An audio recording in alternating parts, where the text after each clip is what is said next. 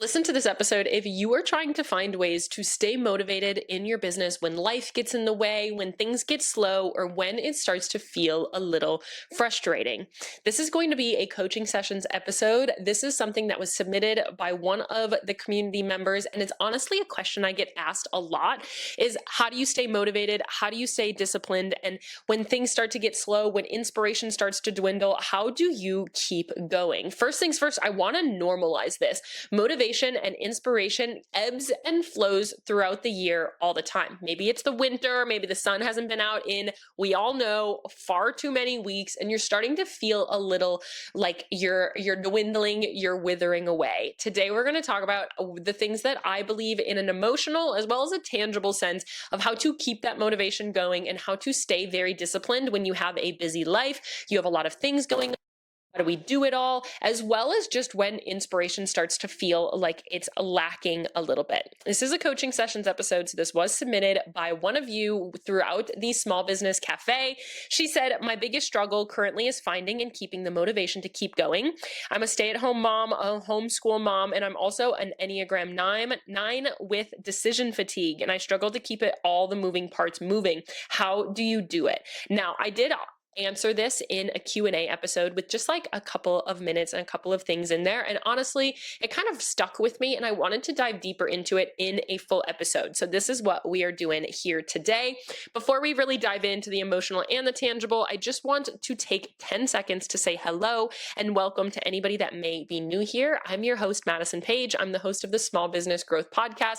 I'm a business growth specialist that helps brands build their business online and help you build your brand for freedom and happiness and true fulfillment. If you're watching the video, you will see pretty much always as I'm recording podcast, my sweet little sidekick here, Arlo. He's the bomb. I love him. He's a cuddle bug. He's a Velcro dog through and through. All right. So you might see him move around. You might see him huff and puff, but that is him here. And I like to teach in a fun conversational type of way. I like to say it's kind of like sipping coffee with a biz bestie where we're sitting across from each other and sharing tangible business growth advice. So that's what you'll get here. If you like it, stick around, follow along. If you don't, that's okay. I'm sure there's going to be a podcast listener or a podcast out there for you as well. So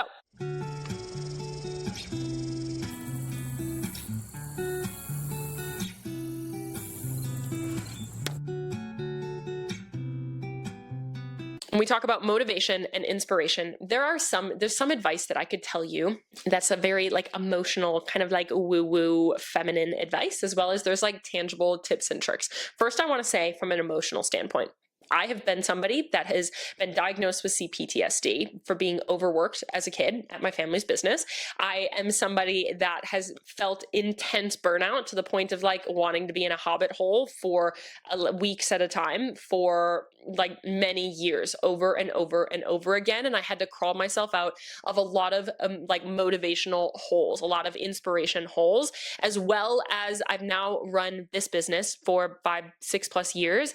And I have seen a lot of ebbs and flows in my business and in a lot of my clients' businesses as well. It is inevitable. It absolutely is just going to happen where sometimes we have a little bit of a slump. Sometimes things are slow. We take it a little bit personally, and we do really need to find ways in order to feel through these slumps and allow for ourselves to get up and over on the other side. So now, first things first, for the person who submitted this, you are doing a lot. You have a lot on your plate. You are a homeschool mom. I don't know how many kids you have at home. You're a stay-at-home mom. Your personality type as an Enneagram 9, which is something that if you're new here, I cover as a way to really help you with your business, is understand the Enneagram.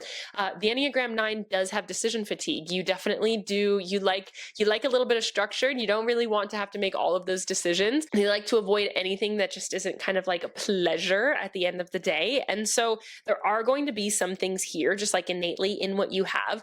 I said this in the other one, but you only have, and a therapist told me this once, you only have so many marbles like in your bag that you can give every single day. You wake up hopefully with your marble bag refilled, that you're like, all right, throughout my day, I can give my marbles or like my effort and my energy to so many things. And if your energy and your effort and your marbles are all gone by the time it comes to your business, you're already operating from a depleted place. You're already operating from a space of like, oh my gosh, I have to do this, as opposed to this is something that I get to do, or this is something that is fulfilling me. And so right now you have a lot on your plate. You're doing a great job of trying to get it all done. There are some, depending on your calendar, there's some people that you might not have the time to run a business, because running a business definitely does take time. However, if it is something that you have to really truly create, if it's something that your calendar is totally full. Now, I don't know what your day-to-day looks like. From an emotional standpoint, is understanding that not everybody can get everything done in a day, and most people don't. If you looked at my bedroom right now,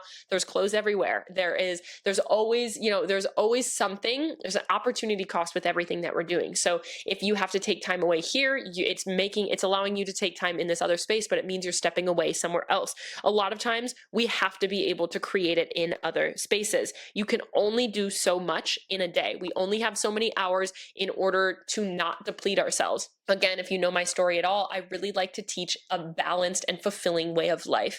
You are creating a business for freedom. You're not creating a business to be strapped to something and to be depleted all day and every day. So I just wanted to say that you can only do so much. I don't really know what your position is as your person, what your calendar really looks like. But I also want to say is that when I feel this lack of inspiration or this motivation, oftentimes it is step one of burnout. Lacking of motivation, lacking of inspiration to do the things that you normally really love is step one of burnout. And burnout really means that you haven't taken the time to actually refuel your bag of marbles in a really long time. So you're waking up not with your 100%, your 100 marbles that you have every single day. You're waking up at 70, at 60, at 50% because you're depleted. You haven't taken that time to rebuild your stash of marbles again. And so if you are feeling this lack of inspiration and this lack of motivation, you're already starting from a pretty depleted standpoint,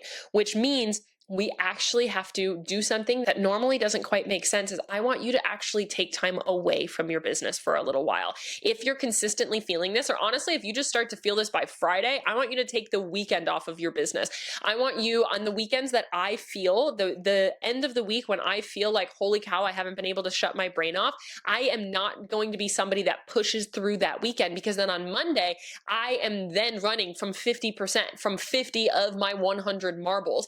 And so we want to then come back on Monday with 100 of our marbles back. And so whenever you start to feel like you are waking up at a depleted amount of marbles, we're just really going all in on that analogy. When you start to wake up and your marbles are not being refueled just by sleep and rest and your evening routine, we need to actually take time away from the business to refuel that. For some, it's a creative hobby. For some, it's spending time with their family. For some, it's going to be whatever it is that actually fulfills you outside of your business. The only point of fulfillment in your life cannot come from your business. You need other points of your life to bring fulfillment to you as well. Business can fulfill you, but it needs to be just a piece of your balanced existence. It can't be all of the fulfillment where everything comes from your business. This is literally the core of the freepreneur lifestyle. I want you to build a life, and your business needs to fit within that life. Your business needs to fit within the life that you have. So for you, the person that asked this question, you have a lot going on within your life. So tangibly, as we move from emotional to tangible, we need to identify in your calendar where your business fits into your life. So what I want you to do from a tangible standpoint, I want you to have a calendar, whether that is a paper calendar, whether that is Google Calendar, whether that is Notion, whatever works for you, whether it's a piece of paper that you scribble on all day long, whatever that might be, a whiteboard, whatever. I want you to have that calendar, and I want you to fill it with your life things. I want you to fill it with the homeschool schedule. I want you to fill it with the kids schedule. I want you to fill it with the fun that you're adding into your life that is going to help you refuel those marbles every single week. I want you to take that calendar and fill it with your life stuff, the stuff that fulfills you outside of your business. And now I want you to see where the business fits into this. Right now, if you're like, Maddie, it doesn't, we might need to create that. If the business is something that you're really wanting to dive into and really wanting to grow, we need to then make a change tangibly, which might be having a babysitter 2 weeks, 2 days out of the week. That might be having as somebody come over to just watch the kids. That might be having the kids go somewhere else, daycare, whatever. And I know you homeschool, so that might not be with your values, but whatever that might be, we need to identify what we are changing within your current life schedule to allow your business to fit in some point, or just be able to make some change somewhere. If your calendar is already too full just to have your life where we can't have the business on top of it, and the business is something you want to prioritize, we have to make a change to the life in order to fit the business in. Again, most people do this in the opposite front. They say, my business is going to be my life. My business is going to be all consuming, and then I'll schedule in life things. For you, your life is very full, which is incredible. However, that means you need to literally marry your calendar. I am type A, and I know not everybody is type A, but my calendar is my bestie. You would probably feel overwhelmed just looking at my calendar because it is so organized. I have my morning routine. I have my workouts. I have my fun. I have my play. I have my schedule. I have my client check-ins. I have everything on a calendar. I have my friend time. I have wedding dress try-ons. I have so many things on my calendar so I don't forget, and so I actually prioritize those things. And I want you to ask right now, if I were to ask you, if I were to look at your calendar, would I be able to identify your actual priorities based on your calendar? Would I be able to assume what your goals are based on your calendar? If that answer is no, that I couldn't tell what your actual major goals are based on your calendar, we need to make a change. We might need to identify an area that we can get some help and we can take some things off of your plate. Even if that is outsourcing laundry, outsourcing grocery shopping, or something like that, that can be getting something off of your plate that you don't have to do. So I want you to marry your calendar with your life first. Figure out where business fits into that. Again, business has to be a piece of the puzzle. Business absolutely takes time. Business absolutely has to be a priority in order for it to grow. So where does it fit into your life based on your life calendar looking at right now? I want you to plan fun. I want you to stick to the fun that you have on there. I want you to plan time away. And I don't want this to be where like you're checking a box. I don't want it to be like, all right, Maddie, I did the 30 minutes of doing a meditation. All right, Maddie, I did the 30 minutes of creative hobby this evening. Check it off the list, because what's the fun in like scheduling some of that in? But especially at first, you might have to do it. If you have so many things on your schedule, I want you to really take that time away, disconnect, and do all of that.